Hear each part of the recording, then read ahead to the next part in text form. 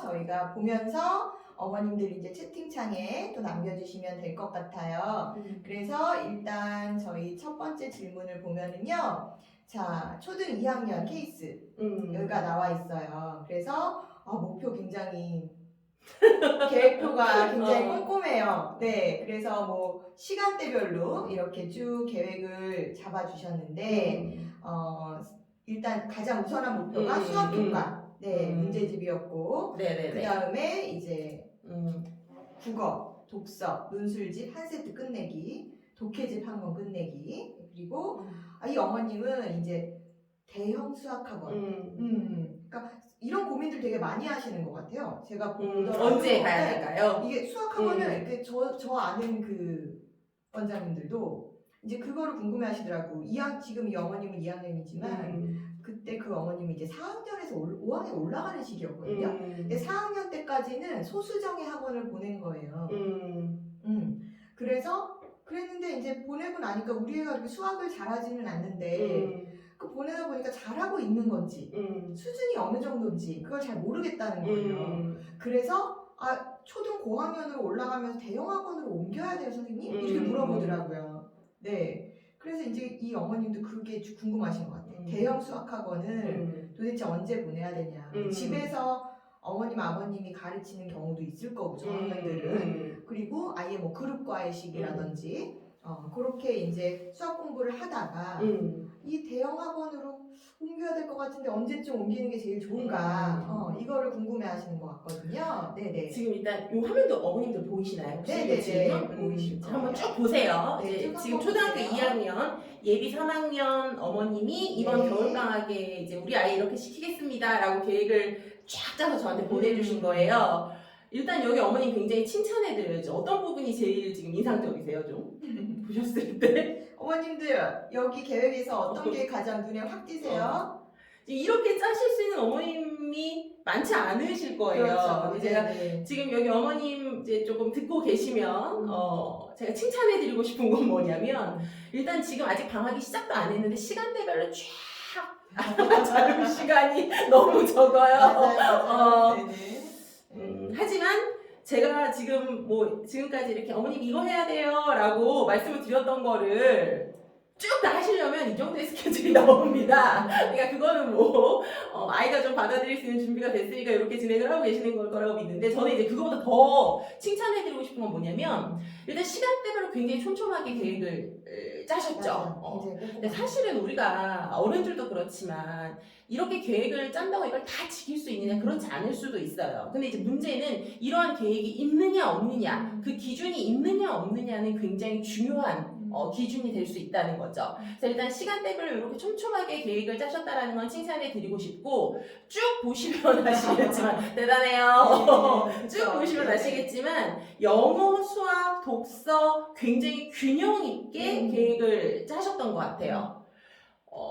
다양하죠, 그렇죠. 지금 이제 우리가 보는 건 다 비슷해요. 그래서 이렇게 굉장히 고르게 균형 있게 계획을 짜셨다는 거를 이제 조금 정말 칭찬해 드리고 싶고, 제가 이제 이걸 보여드린 이유는 뭐냐면 저 같은 사람이 막 얘기를 하면 그건 진짜 일부의 상위권 애들만 그렇게 하는 거 아니야? 아니면은 또 우리 지금 여기 건우가 듣고 있지만 저 선생님 지금 나한테 공부하라고 하려고 이렇게 많이 계획을 짰네 이렇게 생각을 할 수도 있는 거잖아요. 근데 이거 지금 여기 우리 지금 이 간담회 참여하고 계시는 어머님이 짜신 계획이에요. 훌륭하죠. 그래서 이렇게 좀 보시면서 우리 옆집 애도 지금 나만 모르게 이렇게 하고 있는구나 라고 그 부분을 좀 이렇게 느끼고 방학을 시작하셨으면 좋겠어요. 그래서 그 말씀을 좀 드리고 싶고 여기 쭉 내용을 보다 보면 제가 조금 인상적이었던 건 뭐냐면 원서 읽고 AR 풀기 이렇게 나와 있어요. 그래서 지금 굉장히 전문적인 용어들을 쓰셨더라고요.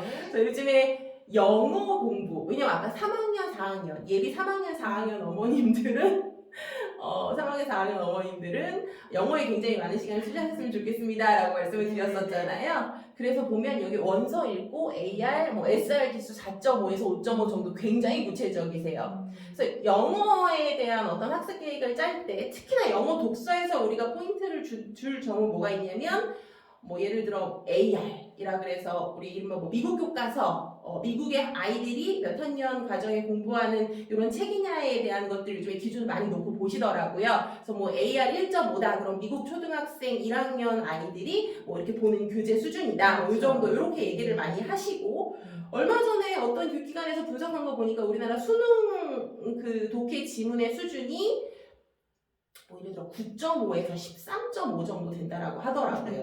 뭐 각자 나름의 분석이긴 하겠으나 뭐 어찌되었든 그래서 이제 이렇게 좀 구체적인 어떤 기준을 두고 책을 선택하시고 있는 것 같고 SR 지수 4.5다라는 건 이제 이건 학생 기준.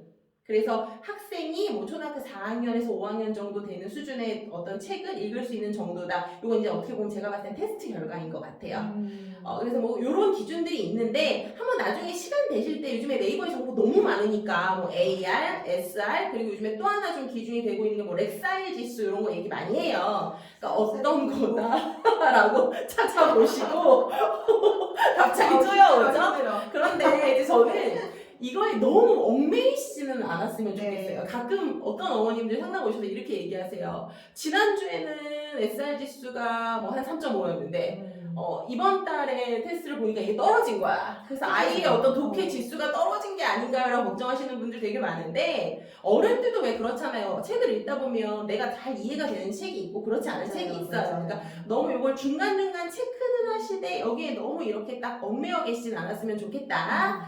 그래도 뭔지는 알아요. 우리가 또 아이를 지도하는데 도움이 될 수 있으니 제가 그건 좀 짚어드렸고요. 이번 주에 1.5 몇 학년인데요, 어머니? 우리 건우 몇 학년인데 1.5나 2학년인데 이번 주에 컨디션이 좀 3학년인데 컨디션이 좀 안 좋았네. 그래도 이 정도로 엄마 옆에서 앉아서 지금 제 얘기를 듣는 정도면 그럼요. 저 친구는 뭐가 돼도 될 거예요. 네. 스피킹? 영어 영어책 지수만큼 스피킹도 나오는지 궁금합니다. 이 얘기는 좀 따로 드릴게요. 이제 스피킹 부분에 대해서 말하는 역량과 읽고 이해하는 역량이 일치해서 같이 성장하지는 않아요. 그래서 제가 말씀드리고 싶은 건 뭐냐면 초등학교 3학년, 4학년 때 우리 고민하고 있는 것 중에 하나가 뭐 원어민들의 회화 할까요 말까요 이런 고민을 되게 많이 하시거든요. 그래서 지금 진행을 하고 계시다라고 하면 3학년, 4학년 때까지는 유지를 하세요. 유지를 하시면서 일주일에 한 번 뭐 1시간도 좋아요. 왜냐면 3, 4학년이 지나면 시켜도 늘지 않아요. 그래서 원어민 회화에 투자할 수 있는 시간은 어떻게 보면 초등학교 4학년 정도가 마지막이다. 왜냐면 5학년 이상이 가면 또 우리가 할 게 많거든요. 뭐 한다고요? 5학년 이상 가면 수학한다고요. 그러니까 3학년 4학년 때까지는 원어민 회화도 시키십시오 라는 말씀 드리고 또 하나는 이제 영어 책 관련된 것도 좀 많이 읽히시면 좋을 것 같고요. 그래서 너무 어려운 거를 막 읽으려고 그렇게 진짜 안 하셔도 될 것 같아요. 맞아요. 중요한 거는 수준에 맞는 읽고 이해하는 게 중요한 맞아요, 거지 맞아요. 이 책을 읽었다라는 건 아니거든요. 그러니까 그 말씀을 좀 드리고 싶고 그래서 이 답을 다 드려야죠. 이 어머님께 제가 아까 칭찬해드린 어머님께 대형 수학학원을 보내는 적절한 시기 자, 몇 학년부터 보내야 될까요? 이렇게 이제 아마 좀 질문을 하신 것 같은데 사실 이거는 딱 정해져 있다라고 보기는 어렵고요. 저는 이렇게 하셨으면 좋겠어요. 중간중간에 시간이 있을 때 노출을 시키세요. 무슨 얘기냐면 예를 들어 우리가 방학이 있잖아요. 그럴 때 일부 뭐 학원들의 이른바 그러면 방학 특강이라고 하는 것들이 있어요. 근데 사실은 그게 방학 특강이 말 그대로 특강이다 보니까 속성으로 진행되는 과정들이 되게 많고 그렇기 때문에 이게 완벽한 어떤 이해도를 기대하기는 어려워요. 그런데 하나 효과는 있어요. 아이가 학원을 전혀 안 했고 엄마표 수학으로만 그동안 공부를 했다라고 하시면 방학 때 시간이 있을 때 뭐 예를 들어 한 2주, 3주 정도 보내세요. 보내시면서 이 아이가 거기서 이제 좀 적응하고 있는 과정들을 체크해 보시는 것도 필요하다라는 거. 그래서 중간중간에 좀 노출을 시키시다가 우리가 수학을 달려야 되는 시기가 되면 그때가 되면 이제 아이도 컸고 가정도 어렵기 때문에 어머님이 커버하기는 어려우실 수 있거든요. 그러니까 그때가 되면 그때부터는 이제 수학학원을 좀 집중적으로 보내시는 걸로 그렇게 좀 말씀을 드리고 싶습니다. 자, 여기 어머님 답변 되셨을까요? 네. 진짜 방학 특강이 그렇게 활용하면 좋을 것 같아요. 단기 방학 특강 이렇게 그러니까 어떻게 보면 한 과정을 끝내잖아요. 속성으로. 그리고 또 하나는 뭐냐면 집에서 엄마표로 공부하는 아이들이 굉장히 꼼꼼하게 공부한다는 장점은 있어요. 어떤 선생님이 엄마만큼 가르쳐주겠어요, 사실.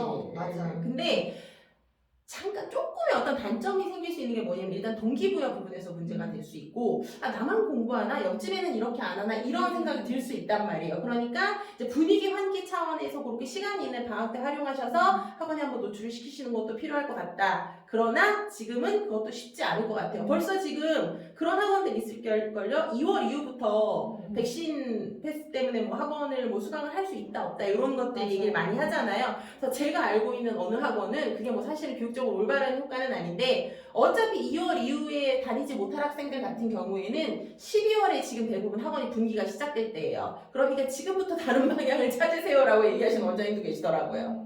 그래서 이 학원도 사실 쉽지는 않다라는 거. 근데 가능하시면 방학 때는 조금 한번 노출해 보시는 것도 필요할 것 같습니다. 조심하면서. 자.